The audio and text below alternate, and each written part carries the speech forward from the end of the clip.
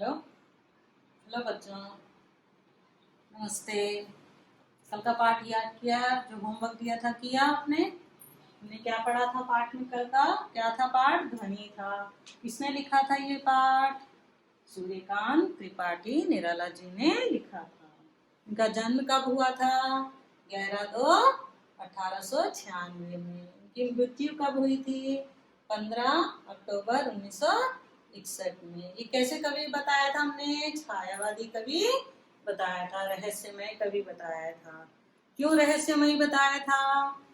क्योंकि इनकी कविताओं में क्या था? अंतरार्थ था। इनकी कविताएं पढ़ने पर उसके अंदर गूढ़ अर्थ था, उसके अंदर का अर्थ हमें समझना पड़ता है, तो इसलिए वो रहस्यमय भी कहलाते हैं। तो और क्या पढ़ा था हमने? कविता के बारे में हमने पढ़ा था। और होमवर्क क्या दिया था? ऋतुओं के बारे में। याद है ऋतु? कौन कौन सी ऋतु के बारे में बताया था? ग्रीष्म, वसंत, ग्रीष्म और वर्षा और शरद और हेमंत और शिशिर। जानकारी इकट्ठा की है। क्या है? गर्मी, बरसात और ठंड, ये है। और इनके बाद यहाँ पर पतझड़ शुरू हो जाता है, यहाँ पतझड़ हो जाता है और यहाँ पर वसंत शुरू होता है। वसंत के बारे में हमने पढ़ा था। तो वसंत ऋतु में कैसा होता है? कैसा होता है? बहुत गर्मी, कम गर्मी होती है और ज्यादा ठंड नहीं होती, तो मौसम सुहावना रहता है। ये हमने पढ़ा। अब हमने कल क्या कौन सी कविता पढ़ी थी? फर्स्ट वाली एक बार सुन लीजिए, फिर याद आ जाएगा आपको। अभी न होगा मेरा अंत, अभी अभी ही तो आया है मेरे वन में मृदुल वसंत, अभी न होगा मेरा अंत। क्या बताया है कि वसंत ऋतु अभी शुरू हुआ है।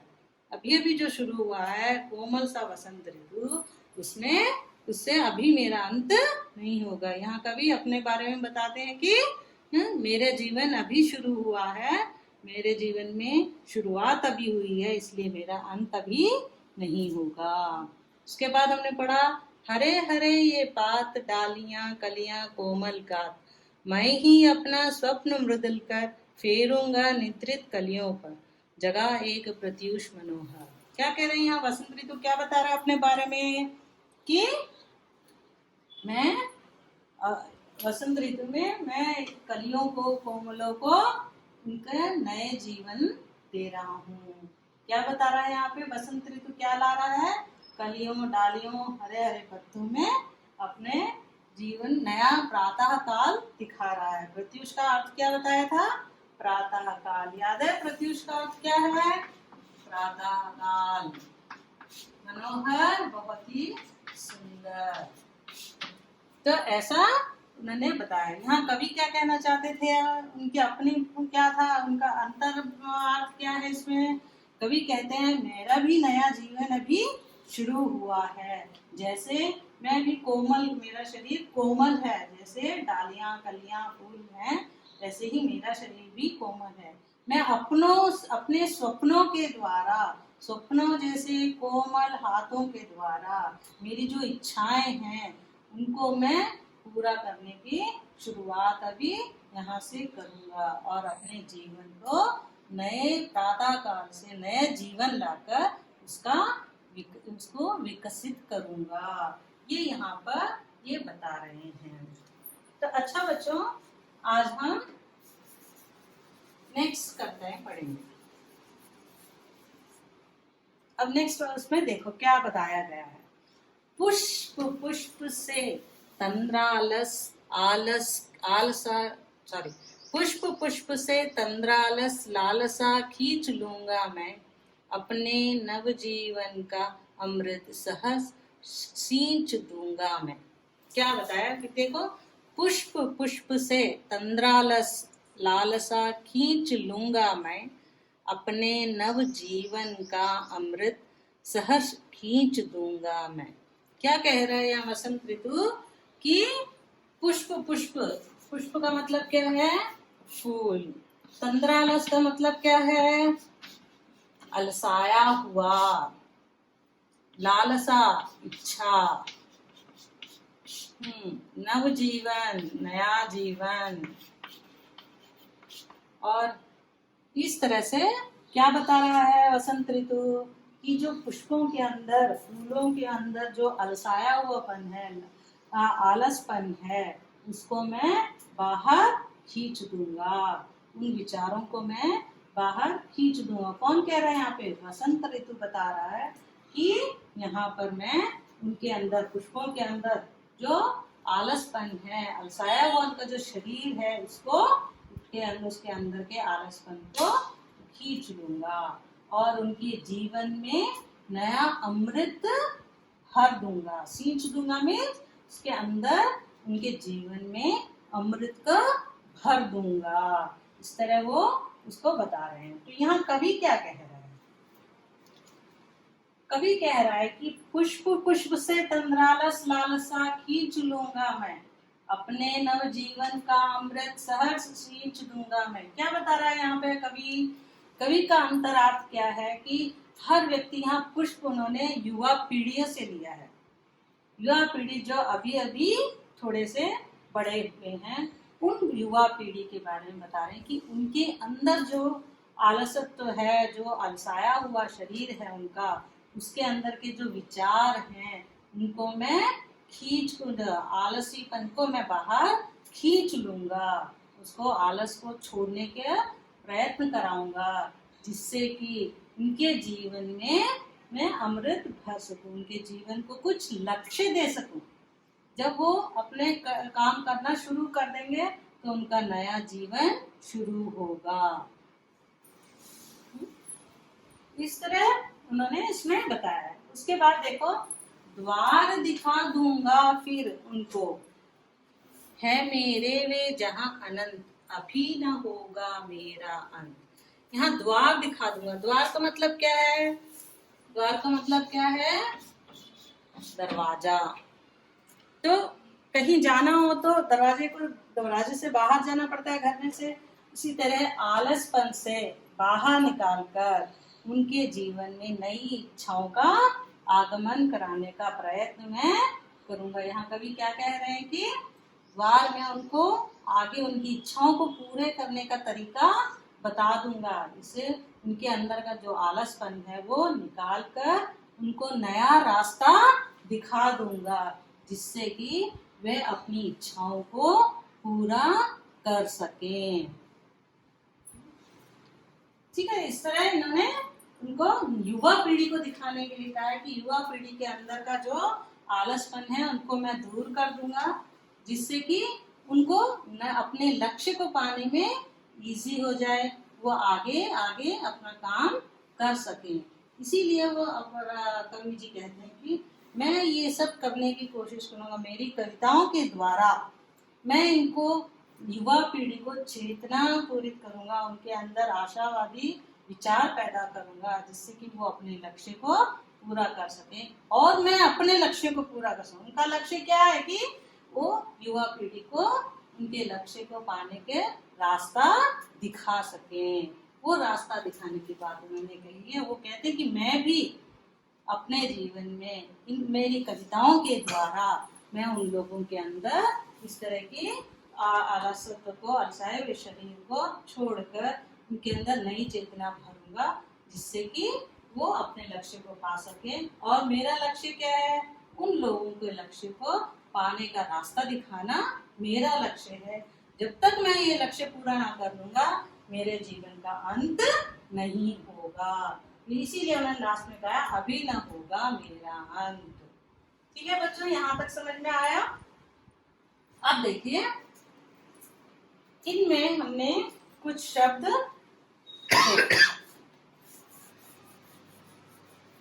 अभी हमने कुछ मीनिंग्स पढ़े। अभी देखो यहाँ पर मृदुल वसंत आया है। मृदुल वसंत, ऐसे और में क्या है? ये क्या, ये वसंत क्या है? हरे हरे पात। हरे हरे पात क्या है? पात मतलब क्या है? पत्ते। वसंत है ऋतु का नाम, पात है पत्ते। तो ये चीजें क्या है व्याकरण की दृष्टि से, ये क्या है मालूम है ना आपको? नाम जब बताते हैं तो क्या कहलाते हैं? संज्ञा कहलाते हैं। तो ये जो संज्ञा है उनके बारे में बता रहा है यहाँ मृदुल शब्द। ये वसंत संज्ञा है तो संज्ञा के बारे में ये कैसा है, ये वसंत ऋतु कैसा है, ये मृदुल वर्ड बता रहा है। यहाँ पे पत्ते कैसे हैं, ये बात हरे हरे हरे रंग के पत्ते हैं करके दिखा रहा है। ये इस संज्ञा शब्द के बारे में ये बता रहे हैं। तो इनको व्याकरण में हम क्या कहते हैं? जो शब्द संज्ञा या सर्वनाम की विशेषता बताता है, क्या बताता है? विशेषता बताता है, उसे हम विशेषण कहते हैं। उसे विशेषण कहते हैं। समझ में आया बच्चा? वसंत, वसंत कैसा था? वसंत बहुत ही मृदुल कोमल, पत्ते कैसे हैं? हरे हरे। अब यहाँ पीले पत्ते भी लिख सकते हैं, सूखे हुए हैं तो पीले पत्ते। फूल कैसे हैं? लाल लाल। ये फूल कैसे हैं? ऑरेंज कलर के। ये पत्ते कैसे हैं? हरे हरे हैं। ब्लैक बोर्ड कैसा है? काला ब्लैक बोर्ड है। चॉकपीस कैसा है? सफेद है। इस तरह से कोई भी संज्ञा चीज हो, कोई भी संज्ञा चीज हो, उसका जब उसके बारे में बताया जाता है वो कैसा है, उसका गुण क्या है, दोष क्या है, इस बारे में जैसे बताया जाता है तो वो किसके बारे में बता रहे हैं? हम विशेषण के बारे में बता रहे हैं। वसंत के बारे में बताया, मृदुल, पात, हरे। ऐसा एक और शब्द है, देखो क्या है यहाँ पर? कुछ है और कुछ शब्द है, कोमल गात। कोमल गात, गात मैंने शरीर बताया था हमने, और वो कैसा है शरीर? कोमल है। जो वसंत ऋतु का शरीर है वो कोमल है, हरे हरे पत्ते, कोमल कोमल से नए नए पत्ते जो शुरू होते हैं। तो ये इस तरह से ये विशेषण बताया जा रहा है। तो यहाँ पर जो शब्द संज्ञा या सर्वनाम की विशेषता बताता है उसे हम विशेषण कहते हैं। क्या कहते हैं? विशेषण। तो इसमें विशेषण कितने प्रकार के हैं? गुणवाचक, संख्यावाचक, परिमाणवाचक, सार्वनामिक।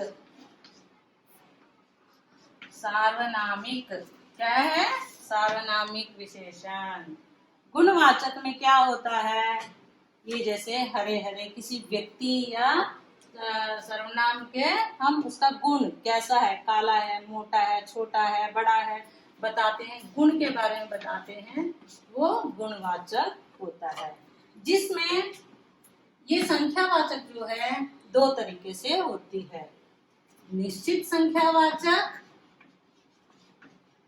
और अनिश्चित संख्यावाचक। निश्चित वाचक संख्या में कहते हैं हम दो फल, जिसमें संख्या और विशेषण के रूप में संख्या आती है वो संख्यावाचक कहलाता है। जैसे यहाँ पे देखिए दो फल, फल कितने हैं? दो हैं। तो यहाँ पर दो शब्द संख्यावाचक हुआ, और संख्यावाचक के साथ ये निश्चित संख्यावाचक हुआ। क्यों? क्योंकि हमें पता है कितने फल हैं, दो फल हैं, तो हमें पता है कितने फल हैं, इसलिए ये निश्चित है कि दो ही फल हैं। और उसके बाद आता है अनिश्चित, कुछ फल। अब इन दोनों में फर्क देखो क्या है? फल कितने हैं यहाँ पे हमें पता है, करेक्ट पता है, दो हैं, निश्चित है ये। और यहाँ पर कुछ निश्चित नहीं है, ये पता नहीं है कि कितने हैं फल हैं, पर कितने हैं हमें नहीं पता। तो ऐसे शब्दों को अनिश्चित संख्यावाचक कहते हैं। समझ में आया बच्चों इसको? उसके बाद हमारा होता है परिमाणवाचक। परिमाणवाचक में जिसकी क्वांटिटी बताई जाती है, जैसे इसमें मिट्टी भरी है, कितनी है पता नहीं। अनिश्चित पड़ा। अनिश्चित के बाद आता है परिमाणवाचक। परिमाणवाचक में क्या, यहाँ हमने बताया था कि संख्या के बारे में 1 किलो ऐसे दे सकते हैं, सॉरी 1 फल, 2 फल, 4 फल, है ना। तो अब यहाँ हम परिमाण की मात्रा के बारे में पढ़ेंगे, कितनी मात्रा है और इसका कोई माप तोल, मापना तोलना करते हैं, इसको परिमाण कहते हैं। परिमाणवाचक क्वांटिटी देखते हैं तो ये उसमें आएगा। तो इसमें हम क्या कह सकते हैं, 1 मीटर कपड़ा,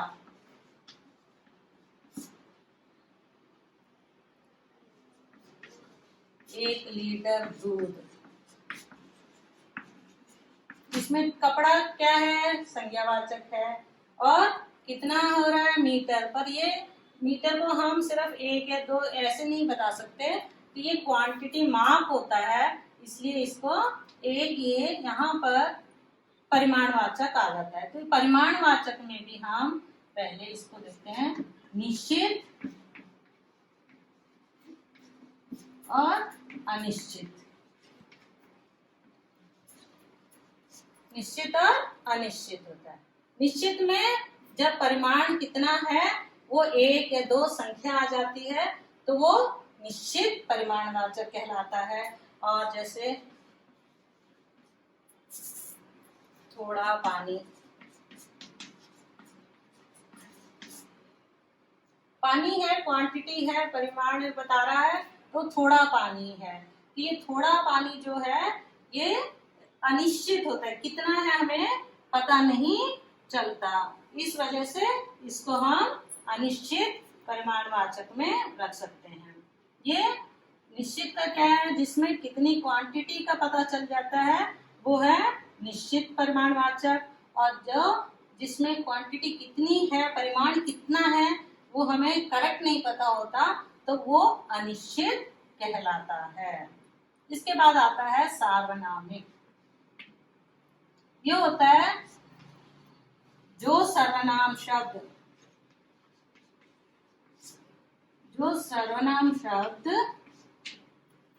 विशेषण के रूप में आते हैं।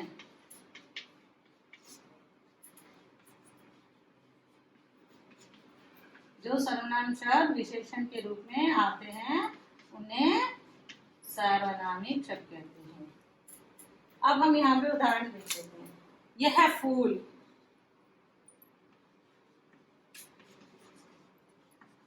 यह फूल हमने बताया, उनकी तरफ संकेत किया, तो सार्वनामिक को संकेतवाचक भी कहते हैं।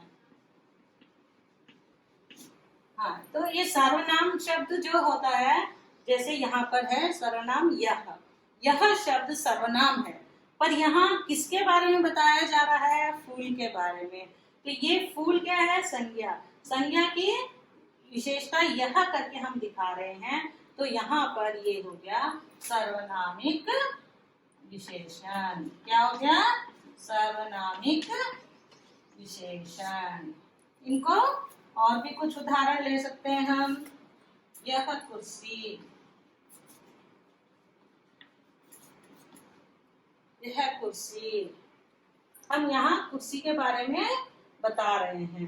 तो अगर हम व्यक्ति के बारे में बता रहे हैं तो वहां पर वो सर्वनाम हुआ। यहाँ किसी व्यक्ति के बारे में संकेत किया जा रहा है यह, तो यहाँ पर ये सार्वनामिक विशेषण के रूप में उपयोग में लाया गया है। विशेषण समझ में आए बच्चे आपको? क्या है, गुणवाचक में गुण दोष के बारे में बताया जाता है, और संख्या में क्या बताया जाता है, संख्यावाचक में निश्चित और 2 तरह की होती हैं, निश्चित और अनिश्चित। परिमाणवाचक भी निश्चित और अनिश्चित होते हैं, और सर्वनाम शब्द विशेषण के रूप में भी आते हैं, उन्हें सार्वनामिक विशेषण कहते हैं। विशेषण में एक और होता है, जैसे अति सुंदर लड़की, अति सुंदर फूल। सुंदर एक हमने पहले ही पढ़े हैं, सुंदर क्या है, फूल के बारे में बताया, सुंदर है, ये विशेषण है। विशेषण के लिए फिर यहाँ पर एक और वर्ड आ गया है, अति, बहुत ज्यादा। सुंदर का है, सुंदर तो है ही, यहाँ पर बहुत ज्यादा बता रहे हैं, तो ये हो गया प्री विशेषण।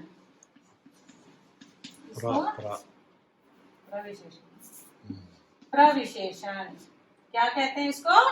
प्रविशेषण कहते हैं। क्या कहते हैं इसको? प्रविशेषण, जो विशेषण की विशेषता बताता है। जैसे यहाँ फूल है, फूल का विशेषण सुंदर है, सुंदर की भी विशेषता बताई गई है, अति सुंदर। तो यहाँ पर ये प्रविशेषण हो गया है। तो ये विशेषण है। समझ में आया बच्चों? विशेषण आ गए। आपके टेक्स्ट बुक में पीछे पाठ में एक वाक्य दिया गया है, देखिए, 3 बेर खाती थे वे 3 बेर खाती है।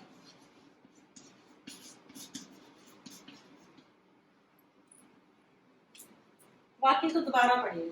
3 बेर खाती थे वे 3 बेर खाती है। क्या बताया गया है कि यहाँ पर 3 शब्द, सॉरी, बेर शब्द यहाँ पर 2 बार, 3 बेर खाती है, यहाँ पर क्या है, 3 बार खाती है। क्या है? 3 बार खाती है वो। और यहाँ पर वे 3 बेर खाते हैं। बेर का मतलब क्या है, मालूम है ना? प्लम, फल होता है ये। क्या होता है? फल। बेर का फल क्या है? बेर का फल। वर्ड एक ही है, बेर और बेर, पर यहाँ पर अर्थ बदल गया है। अर्थ बदला है। बेर का यहाँ पर 3 बेर खाती है, मतलब 3 बार खाती है। और यहाँ वे 3 बेर खाती हैं, 3 बेर के फल खाते हैं, तो वो 3 का बेर के फल जो है वो खाते हैं। यहाँ पे बेर का 2 अर्थ आया है, इसमें एक ही वाक्य में 2 बार आया है, एक से ज्यादा बार आया है, और दोनों का अर्थ अलग अलग होने के कारण यहाँ पर इसको अलंकार कहते हैं। तो अलंकार कहते हैं, भाषा को सुंदर बनाने के लिए किया गया। तो ये जो आया है इस तरह से 2 बार का अर्थ आया, एक ही वर्ड है, शब्द एक ही है, पर अर्थ अलग अलग है, उसको हम यमक अलंकार कहते हैं। क्या कहते हैं? यमक अलंकार। जब एक ही वाक्य में एक ही शब्द 2 बार आता है और उसका अर्थ अलग होता है, तो उसे यमक अलंकार कहते हैं। ठीक है बच्चों, समझ में आया?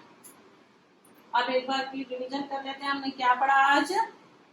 आज हमने पढ़ा कि कवि क्या बताना चाहता है कि युवा पीढ़ी के बारे में, कि उनके अंदर का जो आलसपन है, अलसाया हुआ शरीर जो है उनका, उसमें से वो आलसपन को खींच लेंगे और उनके जीवन में नया अमृत भरेंगे, और उनको द्वार दिखा देंगे जीवन में कष्टों को हरने का, कष्टों को दूर करने का तरीका बता देंगे, जिससे कि वो अपने जीवन में सफल होकर आगे कुछ कर सकें, आगे आगे बढ़ते जाएं। ये बात उन्होंने इस कविता में बताई है। ठीक है, और विशेषण के बारे में हमने जाना क्या था, कौन कितने विशेषण थे, हम क्या जाने हमने? गुणवाचक, उसके बाद क्या है? गुणवाचक के बाद क्या क्या था? गुणवाचक, उसके बाद संख्यावाचक और परिमाणवाचक, उसके बाद सार्वनामिक।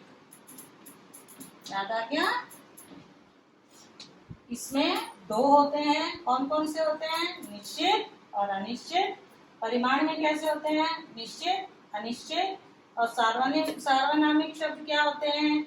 जो सर्वनाम शब्द को हम विशेषण के रूप में उपयोग में लाते हैं, वो सार्वनामिक शब्द होते हैं। और हमने यहाँ यमक अलंकार के बारे में पढ़ा कि एक ही वाक्य में जब एक ही शब्द दो बार आता है और उसका अर्थ बदल जाता है, दोनों बार अलग अलग अर्थ होता है, उसे हम यमक अलंकार कहते हैं।